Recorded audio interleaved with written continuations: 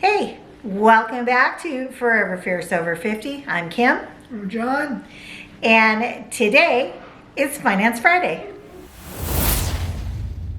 In today's episode of Finance Friday, we're going to be discussing some incredible strategies that can help boost your income after 50. So, you know what? Let's just dive right on in.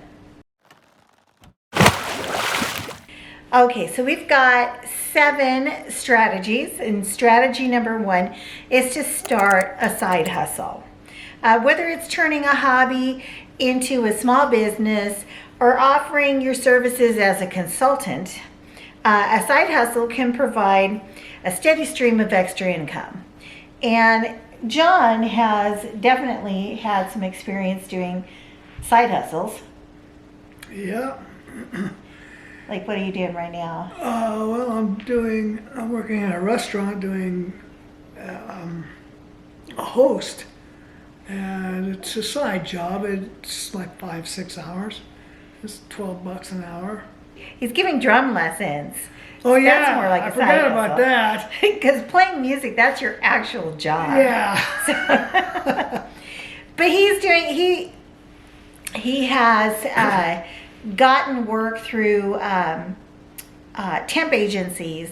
Yeah. And that's a really good way if you just want to pick up some extra income for a little bit Yeah. to help, fund some of the more fun things in life, or just to help get through this period of time where everything is so freaking expensive. Going to some of the temp agencies and looking for little part-time gigs that'll just give you something to do, for one thing, because you enjoy the little restaurant job. I do. And John is 72. He'll be 73 in April, the end of April. And you know what? It's when he is working, the more he works, the better he feels and the more happy you feel, right? I tried. Yes. All right. So strategy number 2 is going to be to consider some freelance work. Now, many companies are looking for experienced professionals that can freelance, and freelancing offers flexibility and freedom that you need when you're older, along with some financial rewards. So freelancing is going to be like doing your drum lessons. Yeah. You're a freelance teacher. You have a couple of students right now, Yes, I do. and that's something you enjoy too, right? Yeah, well, I'm starting to, especially if the student will be able to do what I'm teaching him. Yeah. Yeah, but is that the student or is that the teacher? It's the student. Okay. I mean, the kids I'm teaching right now, they're actually pretty good at picking up really quick. But they want to go in and jump in and start playing everything that they've ever seen on TV, so Yeah. to speak. Yeah. So I have to drag them all the way down to the simplest thing that they could ever thought of doing. Start there. You got to walk before you can run. That's that's Good right. line. I'm going to tell that. I'm going to keep that in my mind. All right, let's move on to strategy number 3. All right, so strategy number 3 is to rent out unused space. To me, it's a little bit controversial because, like, we have extra rooms, but I don't want strangers in my house. So that's, but if you're an empty nester with extra rooms, you could consider renting out a room as an Airbnb or office space. It's a great way to make some extra cash. I think you would want to make sure that you thoroughly vet anybody that you might possibly rent to, unless you know somebody from church or a relative or something that might need a place, and Yeah.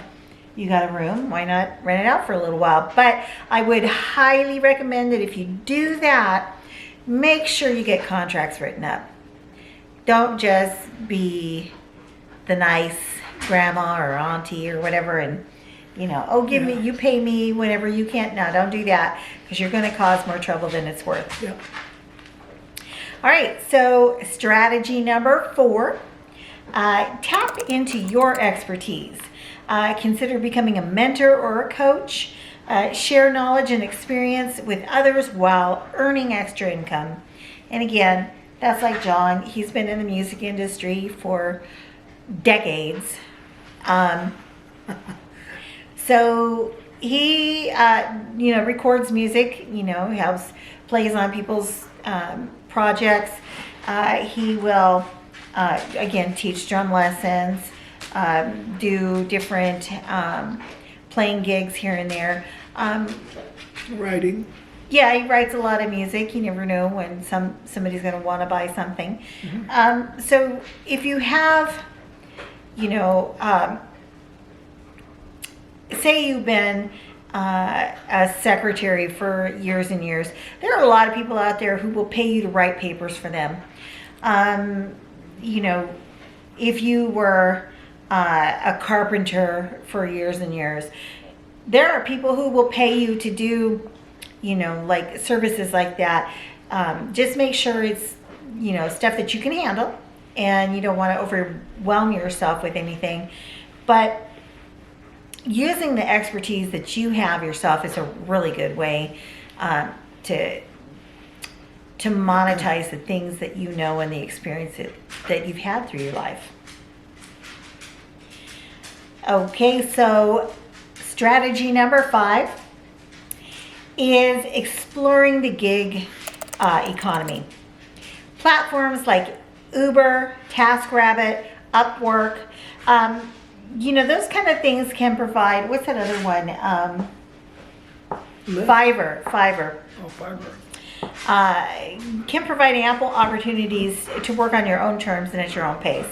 If you're somebody who knows how to do, web design, if you're somebody who knows how to write really well, if you're somebody who knows how to do, different technical kind of things. I have bought artwork for a novel that I wrote through Fiverr. That didn't turn out so great, but I got another one from Fiverr that was better. But Uber, he's driven Uber before. Yeah. If you live in a city, you can make more money. But if you live in a suburb area and you have to drive long distance to get to somewhere where you can make the money, it's really not worth it, because you're going to waste a lot of gas. Yeah, but if you're in a metropolitan area, it can work out to be. There are a lot of people who do make good money. Yeah, they do. All right, strategy number 6. You want to make sure that you invest wisely. Take advantage of your financial knowledge and invest in stocks, real estate, or even start your own small business. Mm-hmm. Remember, it's never too late to become an investor.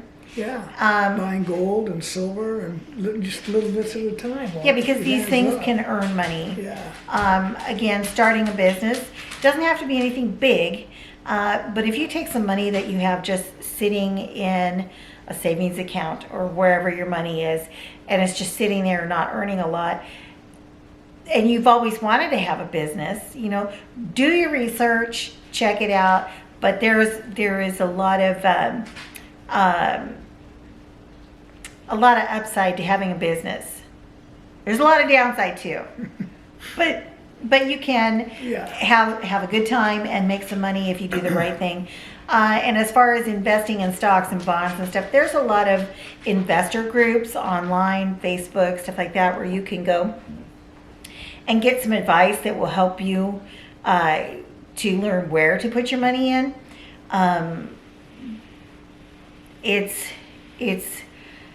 not the kind of thing I don't recommend, trying to jump into the market for, doing those quick things. You put a bunch of money on this and it goes up and you jump right back out and you've made a ton of money. No. That doesn't work that works in the movies. Okay. But, in real life, not so much. No. But it is a good thing. It's kind of fun. Like, I have some money in investments and I watch the stock Of course, it's gone down. It's gone way down. But you know what? I'm leaving it there because it's money I don't need right now. And there you go. So strategy number 7, our last one, is to monetize your hobbies. Do you love to garden? Do you love painting and woodworking? Stuff like that. Or, you know, whatever your hobbies are. Or, again, if you were a professional painter when you were, you know, working, or if maybe you still are working, I still work. You can turn these hobbies into profitable adventures. You can sell your products online or at local markets. I really like to bake. And there was a time when my kids were working locally with other people. Now they work remotely. But somehow, I don't even remember how it started, but I started baking and the co-workers and stuff were buying my cakes and cookies and things like that. So I was earning a little bit of money, and it was something fun to do from baking. So that's a hobby that I like to do. If you are into gardening, you can grow flowers and sell flowers. That is actually a really big thing. A lot of people are growing flowers now for profit. Gardening, you know, again, if you grow vegetables, you know, you could, there's a lot of places, a lot of areas, like we live in Tennessee. It's legal in Tennessee to sell produce that you've grown from your home at a farm stand. That you don't have to have permits or anything like that. So check it out. That might be something that'll work for you, and it could be really fun. Of course, if you do art, there's always a market for artwork. You just gotta do some research in your area and see where craft shows. Like we have some friends that started a business. Oh God, what is Double P Enterprises? Rita and Priscilla. Oh yeah. They make like soup bowl cozies, and they make table runners that they sew, and they do embroidering and stuff like that. And they've got a business where they make these products and go around to craft shows, and they're making a little money on the side with that. So there's a lot of things that you can do. And it's fun too. Yeah. And Priscilla just sent us 2 of the little dish towel things She with did. the little hangers on, and they're really cute. They are very cute. All right, so that wraps up our what we have for Finance Friday today. Our strategy is to boost your income after 50. We hope you found these tips useful. If you enjoyed this video, please give it a thumbs up. Give me a like, please. If you're not subscribed, please hit the subscribe button. We're going to be doing Finance Fridays every Friday. We just started this series. Monday is Mindfulness Monday, which is ways for people over 50 to find some relaxation and some calmness in their life. Then we have Exercise Tuesday, Healthy Aging Foods Wednesday, Political Thursday, and Finance Friday. So we will see you next week. Bye. Bye.